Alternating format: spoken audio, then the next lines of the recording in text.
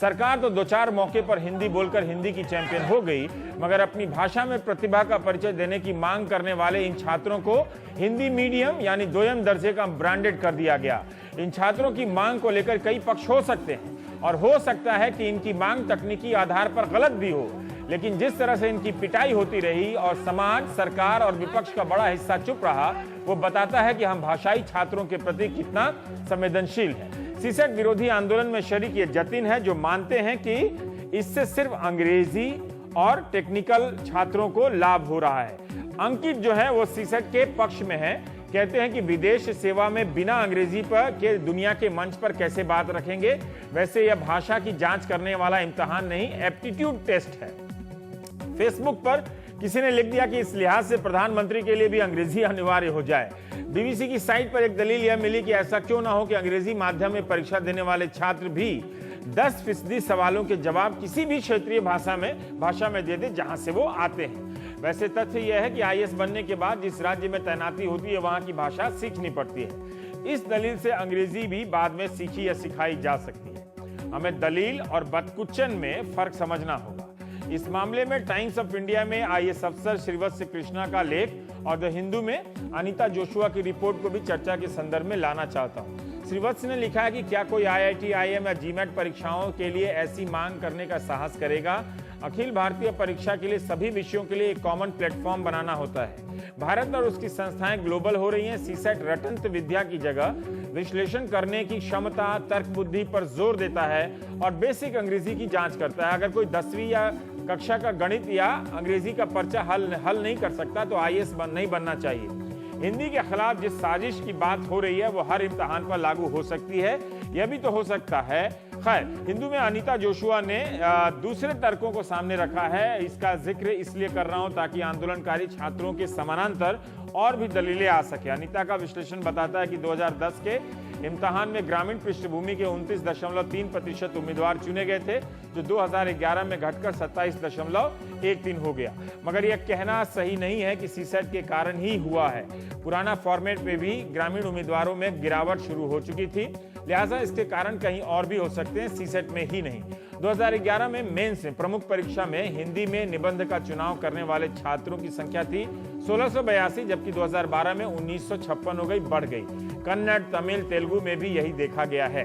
मैं अपनी चर्चा को इस विवाद के संदर्भ में घटिया अनुवाद के आसपास अब नहीं रखना चाहता, क्योंकि इस पर बहुत बातें हो चुकी हैं। क्या हम इस सवाल को राजनीतिक नजरिए से देख सकते हैं कि जब कोई प्रधानमंत्री चीन के प्रधानमंत्री के सामने हिंदी बोलकर देश के लिए राजनीतिक आत्मविश्वास का प्रदर्शन कर सकता है, तो अंग्रेजी की तरफ झुकी जा रही हमारी तमाम परीक्षाओं को भारतीय भाषाओं की तरफ क्यों नहीं मोड़ा जा सकता है? यह भी ध्यान में रखिएगा कि पिछले 2 दशकों में देश भर में अंग्रेजी मीडियम स्कूलों का प्रसार हुआ है। हर कोई इंग्लिश मीडियम में डालना चाहता है और डाल रहे हैं। हमारे पास इस बात की जांच का कोई मुकम्मल पैमाना नहीं है, सिर्फ धारणाओं के अलावा, कि प्रतिभाएं सिर्फ गांवों या स्थानीय भाषाओं में ही हो सकती हैं। तो प्राइम टाइम में हम बात करेंगे। हमारे साथ डॉक्टर विकास दिव्य कीर्ति हैं, पुराने सिविल सर्वेंट रहे हैं। योगेंद्र यादव साहब हैं जो आपके सदस्य हैं और पॉलिटिकल एनालिस्ट भी हैं। विजय गोयल जी हैं, राज्यसभा सांसद हैं बीजेपी के। और सुधीर कृष्णा जी हैं, वह हैदराबाद से हमारे साथ जुड़ रहे हैं। सुधीर जी जो पूर्व सचिव रहे हैं मिनिस्ट्री ऑफ अर्बन डेवलपमेंट, शहरी विकास मंत्रालय। पहले मैं विकास से जानना चाहता हूं मोटा मोटी 2-3 बात, अब वो अनुवाद वाले बात को हम छोड़ देते हैं। ये अरविंद वर्मा कमेटी की रिपोर्ट पर हम अचानक से इतने उत्साहित और आशान्वित क्यों हो गए हैं? क्या उसमें सीसेट को खत्म करने की बात है? क्या उसमें अंग्रेजी का जो प्रावधान है उसको समाप्त करने की बात है? क्या है इसका मैंडेट, जरा संक्षेप में बता दीजिए। दरअसल ये एक गप ज्यादा है, वास्तविकता कम है। वास्तविकता क्या है मैं बताता हूँ आपको संक्षेप में। एकदम संक्षेप में। दीननाथ बत्रा वर्सेस भारत संघ का मामला था। ये शिक्षा बचाओ आंदोलन वाले। 31 मई 2013 को उसका जजमेंट आया। उनका केस इसी बात पर था कि सीसेट में जो 9 सवाल आते हैं प्योर इंग्लिश में, वो नहीं आने चाहिए। दिल्ली हाई कोर्ट ने 31 पैरा का जजमेंट दिया। 29वें में कहा कि यूपीएससी के तर्क गलत हैं। 30वें में कहा कि हम इंटरवीन नहीं करेंगे। 31वें में लास्ट में कहा इसके बाद भी यूपीएससी को चाहिए कि 3 महीने में कमेटी बिठाए जो 6 महीने में रिपोर्ट देगी, 3 महीने के बाद 6 महीने में, और उसके तहत विचार किया जाए कि ये 9 क्वेश्चन सही है या गलत है। कमेटी उसके लिए बैठी। ठीक 9 महीने बाद बैठी, लेट बैठी, उसके लिए बैठी। इस कमेटी को सिर्फ ये बताना था कि इंग्लिश के 9 क्वेश्चंस होने चाहिए या नहीं होने चाहिए, तो इस सीसेट कमेटी होना से चाहिए या नहीं होना चाहिए, नहीं सीसेट से कोई मतलब नहीं। जबकि आपकी मांग है कि सीसेट नहीं होना चाहिए, है ना। सीसेट में बहुत सारी समस्याएं हैं। हमारी मांग तो ये है कि प्रीलिम्स, मेंस, इंटरव्यू तीनों में इतना भेदभाव है, वो नहीं होना चाहिए। ठीक है, तीनों में भेदभाव है। ठीक है, लेकिन एक मांग ये है कि सीसेट हटना चाहिए क्योंकि वो भेदभाव करता है। ठीक है। बहुत सारी ऐसी दलीलें आई हैं जिसमें ये कहा जा रहा है कि ये भेदभाव की बात सही नहीं है। इसको सिर्फ अगर आप हिंदी की नज़र से देखेंगे तो हो सकता है कि लगे, लेकिन तमाम ऐसे 20-22 विषय हैं जो कैटेगरी बनाई जाती है यूपीएससी की, पीएचडी से लेकर बीए ऑनर्स तक, उन सब के कैटेगरी से देखें तो किसी में 18% है, किसी डॉक्टर 18% सबसे ज़्यादा बनते हैं, है ना। किसी एक साल का मैं पढ़ रहा हूँ, कहीं 5% बनते हैं, कोई 4% बनते हैं, कहीं 13% LLM वाले बनते हैं। तो आप हिंदी या सोशल साइंस या इस तरह से लेके ये दलील देना शायद ठीक नहीं होगा। नहीं, तर्क आपके पास जितने भी हैं, हाँ। आप लाइए, मैं एक को खारिज करने को तैयार हूँ। इसी का जवाब दीजिए ताकि मैं बाकी लोगों पे जाऊँ। हाँ। अभी पहली बात तो ये बात केवल हिंदी की है नहीं, सारी भारतीय भाषाओं की है। कैसे है सारी भारतीय, जैसे गुजराती का कैसे, तमिल की तरफ से आंदोलन शुरू हो गया है। फेसबुक के फोटोज हैं उसकी। कन्नड़ में आंदोलन है। आज सरकार से 5 लोग मिलने गए, उनमें से 2 मराठी के थे, एक कन्नड़ का था, एक उड़िया का था। तमिल लोग मूवमेंट कर रहे हैं, उनकी फोटो फेसबुक पे चल रही है। सबका मूवमेंट है। अच्छा, और इसलिए ये कहना कि हिंदी वर्सेस इंग्लिश, नहीं, मूवमेंट की बात नहीं। आप मुझे बताइए एक संक्षेप में बता, अगर आप बताने की स्थिति में हैं कि गुजराती के छात्रों के साथ कैसे अन्याय हो रहा है या तमिल के छात्रों के साथ नंबर इस नीति से नंबर 1। हाँ, प्रीलिम्स में सीसेट में 8 क्वेश्चन या 9 क्वेश्चन सिर्फ इंग्लिश में आते हैं। हाँ, आईएएस बनने के लिए इंग्लिश और भारतीय भाषा दोनों चाहिए। हाँ, आईएएस बन के आप जिस भी स्टेट में काम करेंगे, इस समय भारत के लगभग हर स्टेट में वहां की लैंग्वेज में काम चल रहा है पूरा का पूरा। तमिलनाडु का व्यक्ति यूपी आएगा तो हिंदी में ही काम करेगा, इंग्लिश में भी नहीं, हिंदी में काम करना पड़ेगा। अगर आपको लगता है कि अंग्रेजी चाहिए तो भारतीय भाषा भी चाहिए। और इन दोनों का एग्जाम 1979 से मेंस में हो रहा है, लगातार हो रहा है। इंग्लिश का किसको विरोध है? जितने लोग आईएएस बनते हैं किसी मीडियम से भी, वो इंग्लिश का 300 नंबर का एग्जाम देते हैं और उस इंग्लिश के पेपर में कॉम्प्रिहेंशन भी होता है। तो इसे इंग्लिश से विरोध नहीं है, इंग्लिश से नहीं है, इंग्लिश तो दे रहे हैं सब लोग। ठीक है। अगर आपको लगता है प्रीलिम्स में चेक करने तो इंग्लिश के साथ, ये धारणा बन गई कि आप अंग्रेजी नहीं चाहते हैं, सरासर झूठ है, सरासर झूठ है। चलिए, अगर आपको प्रीलिम्स में लगता है कि भाषा चेक करनी है, हालांकि एप्टीट्यूड और भाषा में संबंध समझ में नहीं आता है, अगर है तो आप इंग्लिश के साथ 10 क्वेश्चन केवल भारतीय भाषा में रख दीजिए, बराबर कर दीजिए। ट्रांसलेशन आप 30-35 सवाल इंग्लिश से हिंदी में करते हैं, इसको उल्टा करके देखिए ना एक बार। मैं एक वाक्य बोलता हूं, आप जरा बताइए। नहीं, उसका हो गया, वो स्टील प्लांट वाला हो गया। उल्टा कर रहा हूं, उल्टा। हिंदी का पैसेज है, इंग्लिश में ट्रांसलेट करते हैं और सवाल पूछ के देखते हैं। मैं इंग्लिश में वाक्य बोलता हूं, बताइए इसका मतलब क्या है। मुझे यूपीएससी से वैसे भी नहीं देना। एक वाक्य, because he eats so much Chinese, that is बहुत ज्यादा चाइनीज खाता है, that is why he has flowered. क्या मतलब हुआ इसका? ठीक है, फिर आगे। क्योंकि वह बहुत चीनी खाता है इसलिए फूल गया है। अगर इसका अनुवाद ये कर दे, कौन जवाब देगा इसमें? तो इतने बड़े मुद्दे को हंसी मजाक में टाल देना, उन बच्चों की जिंदगी खत्म हो गई 2011, 12, 13 में लास्ट अटेम्प्ट जिनका था। ट्रांसलेशन गलत हुआ, क्वेश्चन गलत हुए, बाहर निकल गए, कोई रिलीफ नहीं, कंपनसेशन नहीं, क्यों?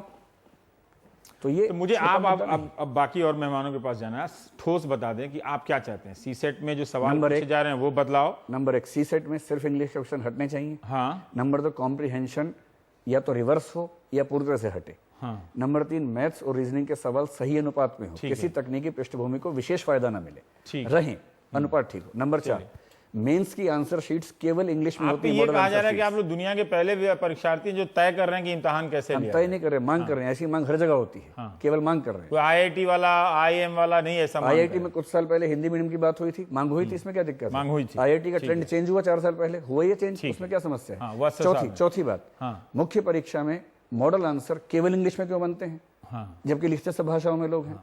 5वीं बात, इंटरव्यू में इस बात से तो मैं सहमत हूं आपकी बात से कि जो कॉपी चेक किया जाता है उसके लिए मॉडल आंसर सभी भाषाओं में बनने चाहिए। आपको सबसे सहमत होना पड़ेगा, आप आर्गुमेंट कीजिए मेरे साथ। ठीक है। नंबर 5, इंटरव्यू में सारी भाषाओं के एवरेज स्कोर निकलवा के देख लीजिए, कम से कम 25 नंबर का अंतर आएगा इंग्लिश और बाकी भाषाओं में। क्यों है? हर चीज पे कमेटी बिठाते हैं, इस पे कमेटी क्यों नहीं बिठाई? ठीक है, ठीक है। एक मोटा मोटी अंतर विजय गोयल साहब इन्होंने बता दिया है। आप कई दिनों से कह रहे हैं, आज आपकी पार्टी में भी पार्टी के दफ्तर पे राम माधव और कई नेताओं ने छात्रों से और जितेंद्र सिंह से मुलाकात की है। मैं आपसे ये जानना चाहता हूं कि क्या सचमुच आपकी सरकार इस स्थिति में है या वो करेगी कि ये इम्तिहान टाल देगी या रद्द कर देगी? ठीक है, इसके बारे में कुछ आप लोगों के संकेत मिले हैं क्या, या यूपीएससी को आप तय करने देंगे कि वो अपने हक में क्या फैसला लेती है? देखिए रविश, पहली बात यह है कि कुछ चीजों के उत्तर तो मैं सीधे नहीं दे पाऊंगा क्योंकि अभी सरकार को उस पर फैसला लेना बाकी है जी। बाकी ये बात ठीक है कि ये जो समस्या है ये अभी की समस्या नहीं है। सीसेट जो है वो 2011 में लागू हुआ था, अब 2014 है। इन 3-4 सालों के अंदर मुझे नहीं ध्यान है कि कोई आंदोलन हुआ था क्या, मुझे नहीं मालूम सरकार के सामने क्या समस्या आई थी। पर पहली समस्या ये तब उठी जब दीनानाथ बत्रा जी वर्सेस अदर्स का जो केस हुआ था उसके अंदर ये सबसे पहले हुई। और वो फिर पिछले साल थी, वो फिर उसमें जो कमेटी बनाने की बात की थी वो पिछली सरकार ने कमेटी बनाने में भी देरी करी और कमेटी की रिपोर्ट भी आई और एक्सटेंशन के बाद भी वो रिपोर्ट नहीं हो पाई थी। किंतु मेरी सरकार ने, जो एनडीए की सरकार थी, उसने एक चीज जरूर किया कि छात्रों की मांगों का संज्ञान लेते हुए खुद सुओ मोटो जो थे मंत्री जी ने सीधा बयान दिया कि हम इनकी मांगों को पर पूरा ध्यान देंगे और हम इनके प्रति पूरे के पूरे संवेदनशील हैं जी। और केवल उन्होंने यही नहीं किया, फिर उन्होंने देखा कि ये जो कमेटी की रिपोर्ट नहीं आई है तो भाई इस कमेटी की टर्म को कुछ एक्सटेंड किया जाए। अब एक्सटेंड करने के बाद जो कमेटी पिछले 4 महीने के अंदर अपनी रिपोर्ट नहीं दे पाई वो जल्दी कैसे रिपोर्ट देती, तो उसके लिए भी सरकार के, देखिए वो किया है, आप ही लोगों ने किया है, इसीलिए लोगों को भरोसा हो गया कि आप करने वाले। मुझे आप इस बात का जवाब दीजिए तो कि क्या आप लोगों के मैं बीच उसी में बात पे आ रहा हूं आपके, ये राजनीतिक सहमति बन गई है कि आप सीसेट को समाप्त करेंगे, या आप अन्य पक्षों को सुनकर अब आपको लग रहा है कि शायद एक तरफा तरीके से हां कहना ठीक नहीं होगा? क्यों बरगला के रखना है? जो आप सोचते हैं वो कम से कम चर्चा परिचर्चा में तो बोलिए ताकि लोग और आपसे बहस कर सकें।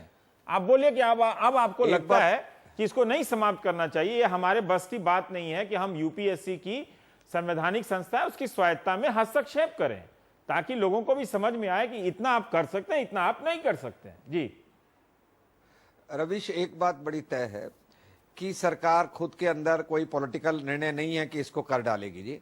इसमें 3 पक्ष हैं, एक पक्ष छात्र है, एक पक्ष यूपीएससी है, तीसरा पक्ष जो है वो कमेटी है जिसकी रिपोर्ट आई है जी। तो जाहिर तौर पर तीनों की बात सुनने के बाद कोई फैसला लिया जाएगा। पर मैं ये समझता हूं कहीं ना कहीं जो मुझे लगता है पार्लियामेंट में बैठ के मंत्रियों की स्टेटमेंट बैठ के कि कुछ ना कुछ जो लोगों को अंग्रेजी के कारण दिक्कत हो रही है, या जो लोगों को लगता है हिंदी और दूसरी भारतीय भाषाओं को प्रोत्साहन नहीं मिल रहा, या उन भारतीय भाषाओं के कारण वो प्रेजेंट सिस्टम के कारण पिछड़ रहे हैं, मैं समझता हूं कुछ ना कुछ सरकार की तरफ से राहत जरूर मिलेगी। ये कुछ ना कुछ राहत से आप क्या संतुष्ट हैं? ये एकदम गोल मटोल बात है। इनके मंत्री जी तो इतनी गोल मटोल बात करते हैं, अगर आप चाहे तो मैं कुछ तथ्य देता हूँ। 15 जुलाई को उन्होंने कहा कि एग्जाम पोस्टपोन किया जाएगा। कह दिया था उन्होंने, मतलब यूपीएससी से निवेदन किया। गलत है, गलत है। तब स्वायत्तता का क्या हुआ था? सुप्रीम कोर्ट के सिलेक्शंस के प्रोसीजर को चेंज कर रहे हैं, उसकी स्वायत्तता का क्या मतलब हुआ? फिर 16 जुलाई को वो कह रहे हैं कि हम भाषा के आधार पर भेदभाव सहन नहीं करेंगे। 24 जुलाई को अतारांकित प्रश्न संख्या 1760 राज्यसभा, डॉक्टर प्रदीप बालमोचू का प्रश्न था, क्या यूपीएससी भाषाई भेदभाव करती है? उसका उत्तर क्या देने? नहीं करती है। 25 जुलाई को, 24 जुलाई को ये जवाब दिया। अरे बाप रे, 24 को रिसर्च करके आए हैं? पूरा है, डॉक्यूमेंट्स हैं। एक पॉइंट और बोल लीजिए। ठीक, 24 को ही एडमिट कार्ड जारी हुए, उस दिन बच्चों की पिटाई हुई। 25 को क्या स्टेटमेंट दी? भाषाई भेदभाव नहीं होगा, कमेटी बैठ गई, 7 दिन का टाइम दीजिए। 7 दिन हो गए, आज क्या कह दिया? टाइम लिमिट तय नहीं कर सकते हैं। इतना गोल मटोल स्टैंड है। और उसके बाद अब जो बात छन के आ रही है वो ये कि हम कुछ और करने वाले हैं। और आज एक बात और बोले हैं कि बीच में 3 छुट्टियां आ गई, ईद की छुट्टी आ गई। ईद की छुट्टी पे मंत्री जी काम नहीं करेंगे, पर ईद के दिन हजारों बच्चों को लाठी से पिटवा दिया। ईद के दिन? ईद के दिन पुलिस काम करेगी, बच्चे पिटेंगे, पर हम काम नहीं करेंगे। इसका जवाब क्या देंगे? छोड़ दीजिए फिर तो। इतना सारा साल बेसिक क्वेश्चन में मुझे प्रॉब्लम हो जाता है। वैसे भी आज विजय जी, आज आपने जो बयान दिया वो ठीक बयान नहीं था। अच्छा कि आपने समझा दिया, तो आपको देख के लोग टीवी पर सोच रहे होंगे कि एंकर जो है वो बिहार वाले मुद्दे पर पूछेगा, पर कोई बात नहीं। योगेंद्र जी, हम ये जानना चाहते हैं। नहीं, एंकर किसी भी मुद्दे पूछे, ये एंकर तो वैसे भी स्वतंत्र है बोलने के लिए। देखो एक बात, हाँ आप कह लीजिए। हाँ विजय, एक बात बड़ी तय है, ये डॉक्टर विकास हर जगह वही की वही बात कहते हैं जो ठीक नहीं है जी। पहली बात यह है कि यूपीएससी अपने आप एक संस्था है। अगर अगर मंत्री ये कहेगा भी मैं यूपीएससी से कहूंगा कि क्या ये एग्जाम पोस्टपोन हो सकता है, मंत्री सीधा आदेश तो नहीं दे सकता सीधा कि भाई इसको कर दीजिए नहीं कर दीजिए, और उसके बाद यूपीएससी का मानना ना मानना है। उसके बाद मंत्री ने ये कहा कि 1 हफ्ते के अंदर वो कमेटी की रिपोर्ट लेंगे, ठीक 1 हफ्ते के अंदर उन्होंने कमेटी की रिपोर्ट ले ली। अब ये चाहते हैं बिना पढ़े हुए उसके ऊपर एक्शन कर दे, या कमेटी फिर बनाने का फायदा क्या था? और ये कमेटी भी हमने नहीं बनाई, पहले से बनी हुई है। तो इसीलिए सरकार की केवल निंदा करने से काम नहीं चलता, सरकार के सामने बहुत दिक्कत होती है, बहुत फैसले लेने होते हैं। हमें चैनल पे बैठकर बात कहनी बड़ी ये तो बात सही है, ये तो चैनल पर मैं किसी विवाद का निपटारा नहीं करता, इसलिए मैं मुझे पता है। पर योगेंद्र जी, मैं ये जानना चाहता हूं, इस विवाद को अंग्रेजी विरोधी समझा गया, ठीक है, वो अभी विकास ने बता दिया उसको, ठीक है, अपना पक्ष रखा कि ये सिर्फ अंग्रेजी विरोधी नहीं है। एक कोई बड़ा सवाल ऐसा उभर कर आ रहा है जिसे हम ये सीसेट पेपर समाप्त करने या ना करने के विवाद में फंसकर उसे हम नजरअंदाज कर रहे हैं।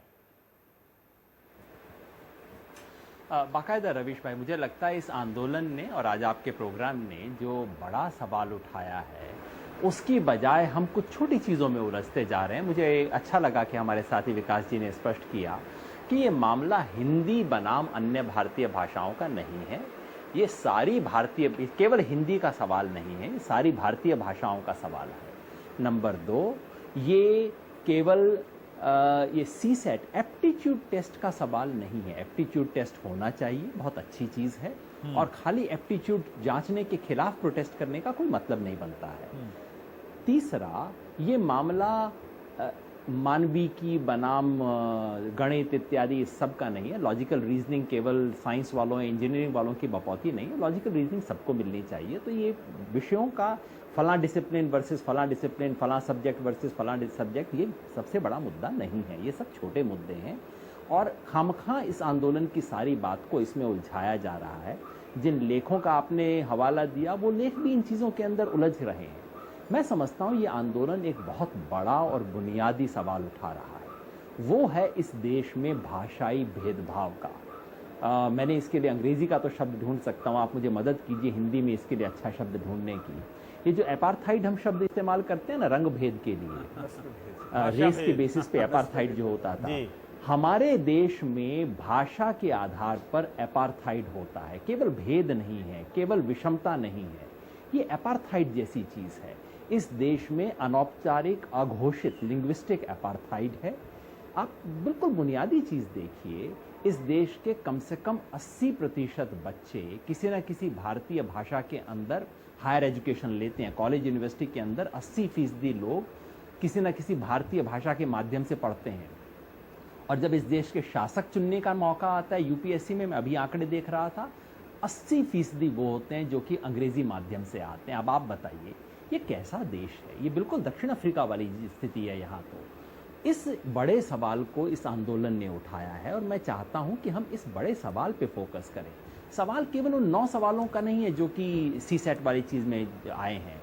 मैं समझता हूँ मेरे साथी एक गहरी चीज़ की तरफ इशारा कर रहे थे, वो ये कि इस पूरी चयन की प्रक्रिया में कदम कदम पर हर जगह घोषित और अघोषित तरीके से एक भाषा की सर्वोच्चता, अंग्रेजी के दबदबे को कायम रखा गया है।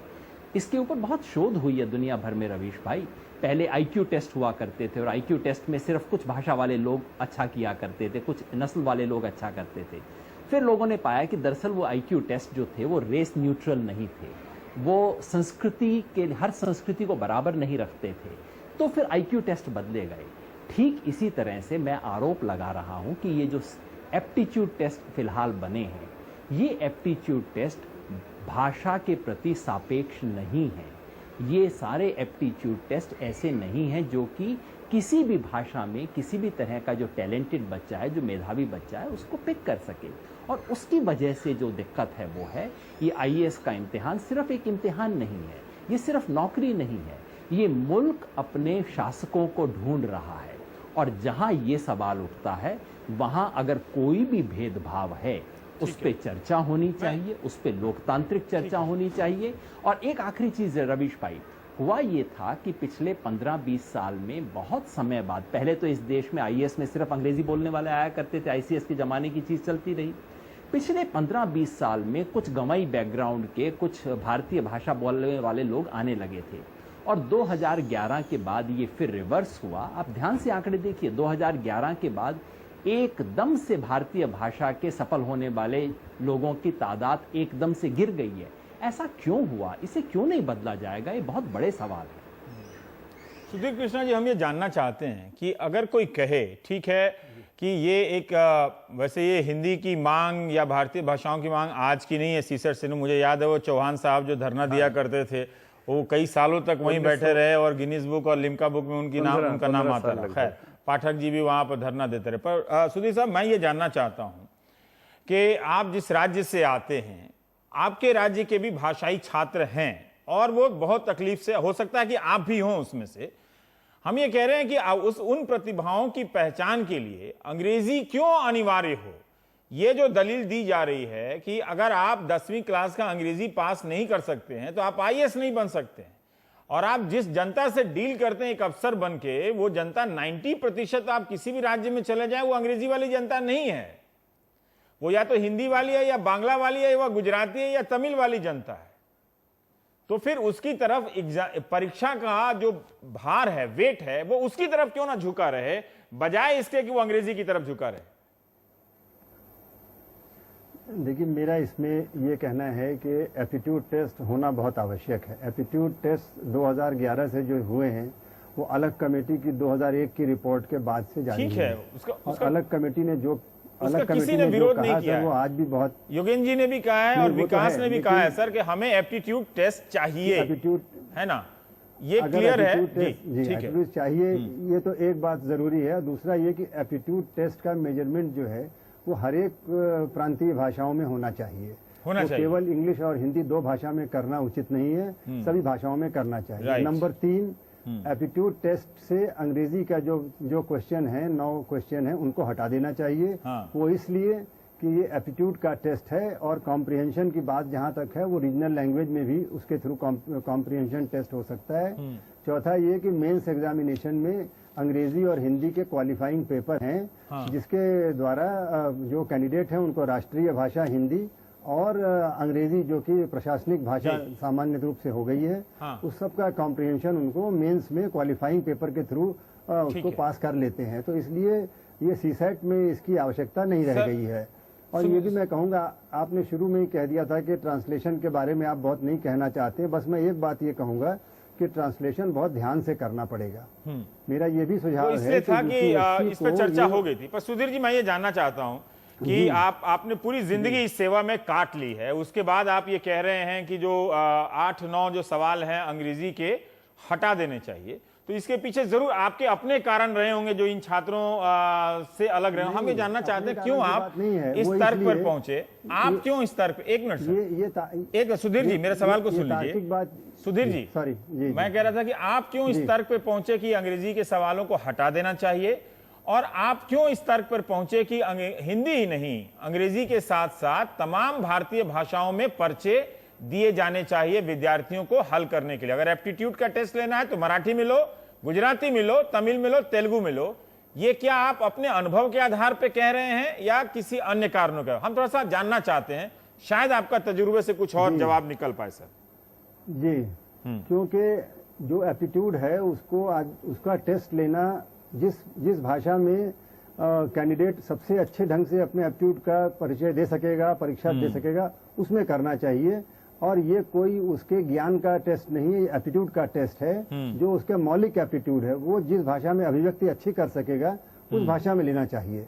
और जैसे मैंने पहले कहा कि अंग्रेजी हटाने की बात मैंने इसलिए सजेस्ट करी है क्योंकि मेंस में ऑलरेडी क्वालिफाइंग पेपर है अंग्रेजी का, इसलिए दोबारा यहाँ पे उसको लेने की आवश्यकता अभी नहीं लग रही है, इसलिए मैंने ये बात कही। और साथ साथ मैं ये भी कहूंगा कि ये जो सीसेट है इसको एक पूरा का पूरा हटाने पर भी विचार देने की आवश्यकता है। क्यों? वो इसलिए कि जितने एक डजन एग्जामिनेशंस हैं जिसके लिए अलग अलग किताबें ये बेचारे बच्चे पढ़ते हैं, मोटी मोटी किताबें, अगर उनको 12 जगह के एग्जाम देने, सबके एप्टीट्यूड टेस्ट का अलग नमूना है।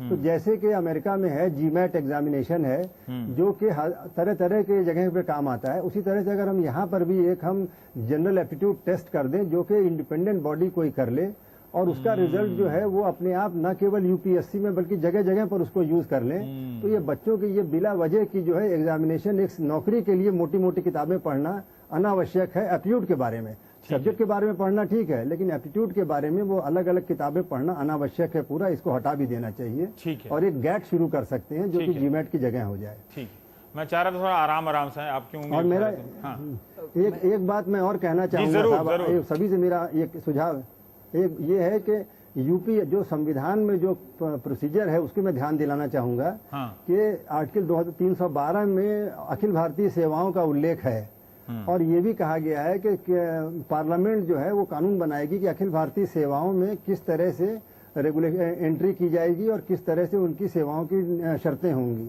तो ऑल इंडिया सर्विसेज एक्ट बना 1951 में। उस एक्ट में 2 लाइन का उसमें पढ़ना चाहूंगा।